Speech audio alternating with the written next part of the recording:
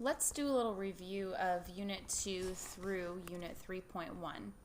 So it starts by asking us to figure out what kind of bonding these different compounds have. And the clues are the types of atoms that make up the compounds, and as well as a property in letter E. So let's go off to the side and do a little bit of review here. First of all, there are ionic compounds. Ionic compounds involve a transfer of electrons. And what I mean by that is that a metal gives a non-metal electrons, okay, one or more. So for example, if you've got sodium, it's got one electron in its outer shell. Chlorine really wants to get one more electron, so sodium will give it up to chlorine. Now sodium, which normally has 11 protons and 11 electrons, now it only has 10 electrons. So overall the sodium has a positive 1 charge. Chlorine, on the other hand, normally has 17 protons and 17 electrons, but now it gained an electron. So that means overall the negatives are winning and it will have a negative 1 charge. So an ionic bond is when these two atoms are attracted to each other because of their opposite charges. And it's helpful to think of an example like NaCl, which is salt, when you're trying to think of the properties. Like, you know things about salt. It dissolves in water. It conducts electricity when dissolved. Conducts electricity when dissolved. Does not conduct as a solid. It doesn't smell. Salt doesn't smell. What else? Oh, it's hard to melt. That means it's got a high melting point. It's pretty brittle. And I'm sure you could think of a lot more things. But let's move on to covalent bonds. There's two different types of covalent bonds. There's network covalent, and there's also molecular covalent. But what they share in common is that they both involve a sharing of electrons. So when we draw pictures of them, that's why we've been connecting the dots. We're showing that, hey, these are being shared between two atoms. And specifically, the types of atoms are always nonmetals. So you might be asking, what's the difference between a molecular covalent compound and a network covalent compound? Well, oftentimes the network covalent things are hard solids, or they're solids that don't dissolve in water. The molecular covalent compounds are often liquids and gases, or they're solids that do dissolve, or the softer solids. So let's think of an example of each. Network covalent, a great example is sand.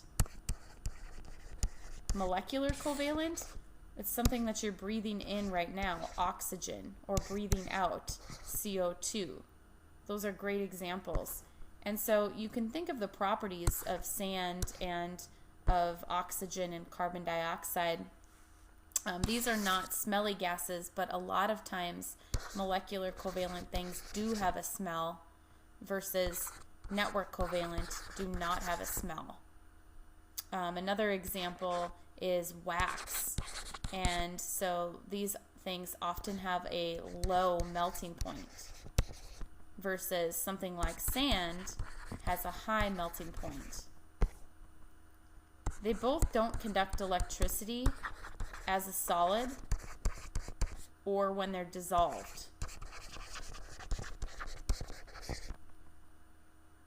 And network covalent things definitely don't dissolve versus molecular covalent things sometimes dissolve.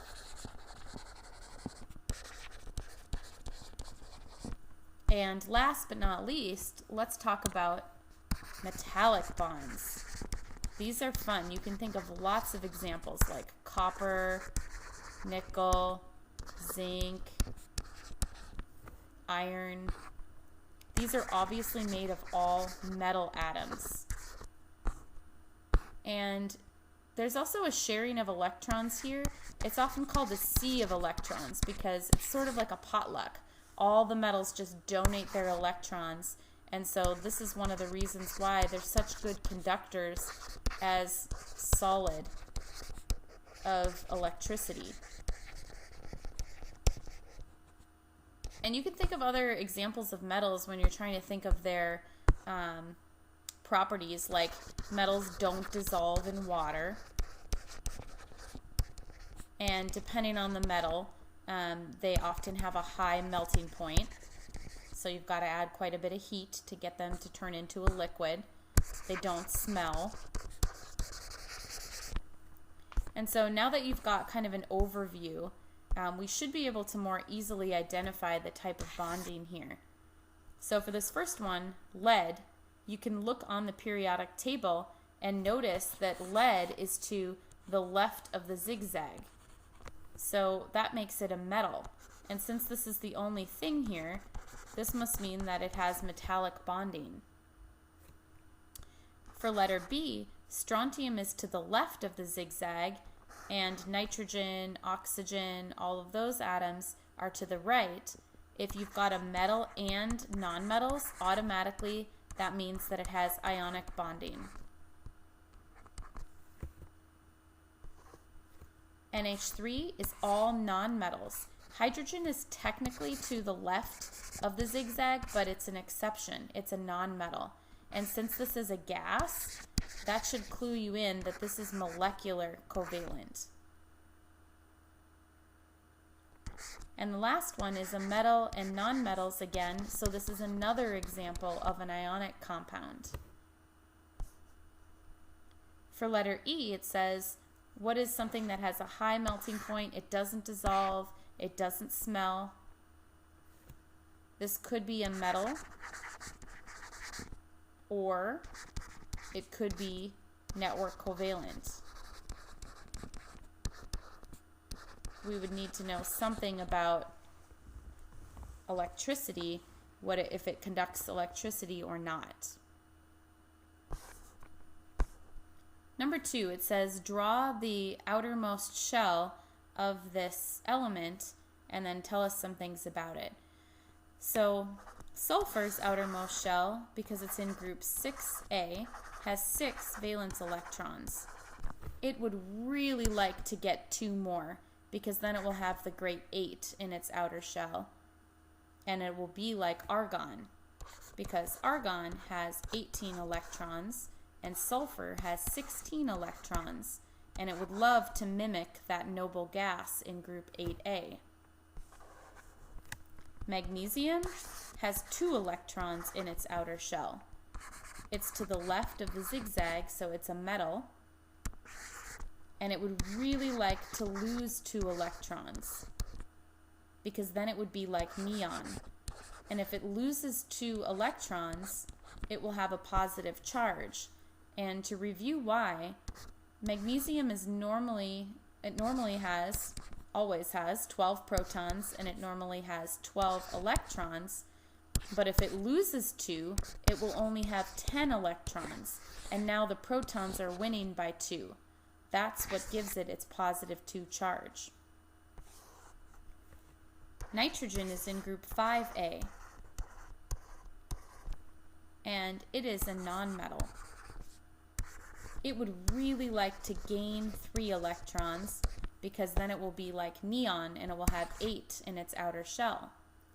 If nitrogen gains 3 negatives, it will have a negative 3 charge. Again, that's because nitrogen has 7 protons and 7 electrons until it gains 3, and then the electrons will be winning by 3. If magnesium and nitrogen want to form an ionic compound, let's draw out what's going to happen here. Magnesium's got 2 electrons in its outer shell that it wants to get rid of. Nitrogen, which already has 5, would really like to gain 3. So one magnesium is not going to satisfy that nitrogen. If we add another magnesium, now the magnesium isn't happy. So we need to add another nitrogen, which has 5 valence electrons, 3 holes. We're almost there. If we add a third magnesium, we're going to see that everybody is now happy. So when each magnesium loses 2 electrons, they form a +2 charge. And nitrogen, when it gains 3 electrons, it forms a -3 charge. So when we go to the crisscross pattern here, we see that we form the compound Mg3, 1, 2, 3 of them, N2. So that makes perfect sense.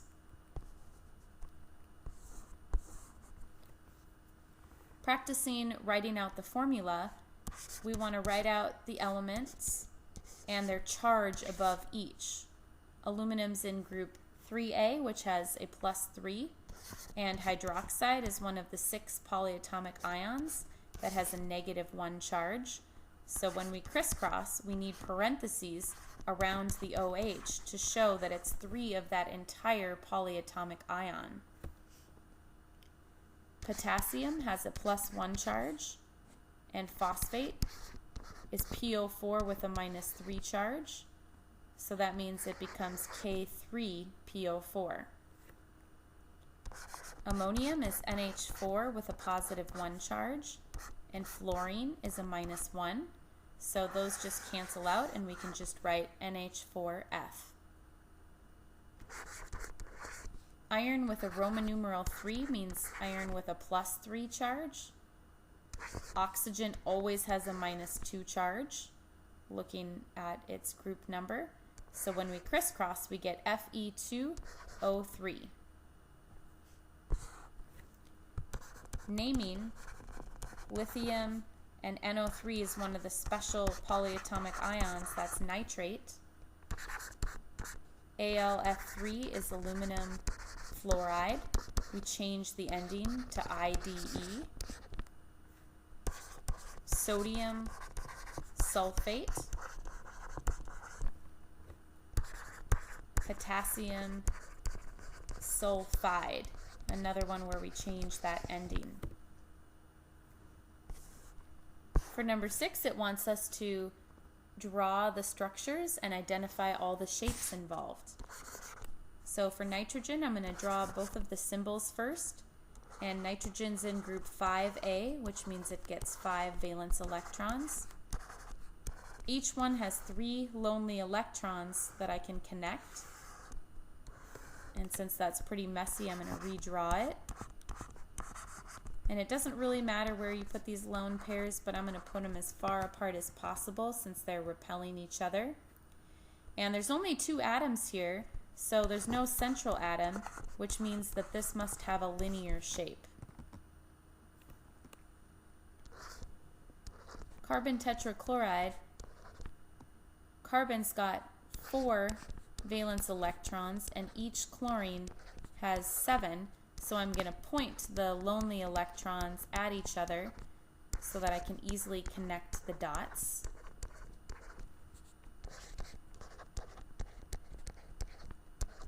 So boom, boom, boom, boom.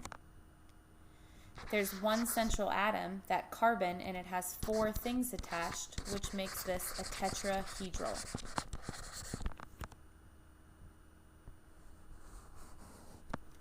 Acetone, we've got a carbon, an oxygen, and 2 hydrogens. I'm going to connect everything once, and then I see that there is a double bond between the carbon and the oxygen. I'm going to redraw that a little bit neater. This carbon has 3 things around it, and it has no lone pairs, which means this is trigonal pyramidal. Planar, sorry. Trigonal planar, because they're all in one plane. PCl3, phosphorus is in group 5A, so it gets 5 dots. Each chlorine, because chlorine's in group 7A, gets 7 dots. We connect those lonely electrons and see that this has 3 atoms attached and 1 lone pair, which means this is pyramidal.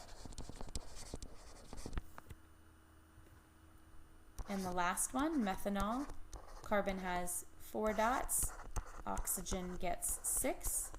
Connect those and save the H's for last. There are 4 H's and there are 4 lonely electrons. This one we're going to have to name 2 shapes. The carbon has 4 things attached, which means this is a tetrahedral shape. And the oxygen has 2 things attached and 2 lone pairs, making that a bent shape. Number 7 says, what's the difference between a lone pair and a bonded pair? Point them out in the picture of H2O. And what shape would this molecule have? Lone pairs, there's 2 of them here, are not shared between atoms.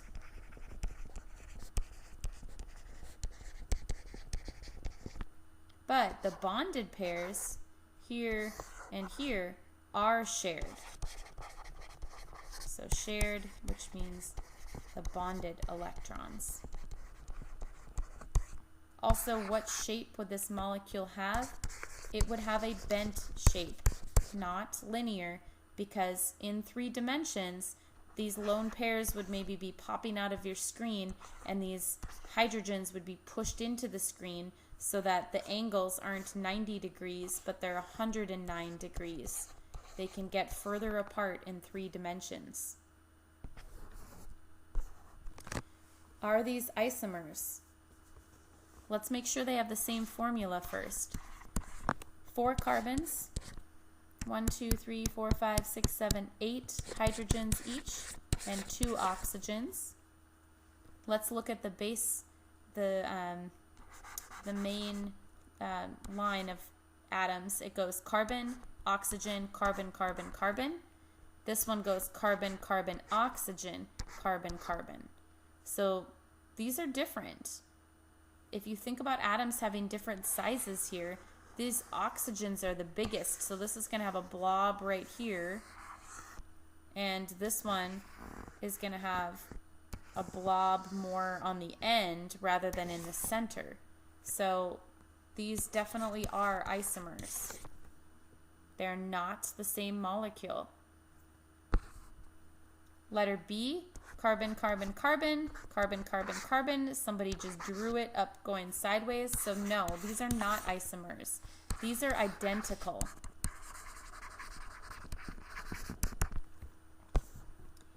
How about letter C? This one goes carbon, carbon, oxygen, carbon, carbon. This one goes carbon, carbon, carbon, carbon, oxygen. So these are definitely isomers. For number 9, it says, try and draw at least 2 different isomers for each of the molecules. There are at least 3. So I'm just going to draw the backbone first and not all of the hydrogens in. So you could do 5 carbons in a row. You could do 3 in a row and 1 going up and 1 going down. Or you could also do 4 in a row and 1 going off of one of the second carbon in. For this one, you could do 2 carbons in a row and then an oxygen and 2 carbons. And of course you put in all your hydrogens. You could do, oh, that would be 8. So you would need another double bond in here. Let's draw out the hydrogens on this one. 1, 2, 3, 4, 5, 6. You could also do all 4 carbons in a row, and you could have the 2 oxygens on the end. Notice that this is definitely different because this one has an OH at the end. This one doesn't. It has the O sandwiched between two carbons. There are other ways to draw this too. Those were just my two ideas right off the bat. All right, hopefully that helps you get ready for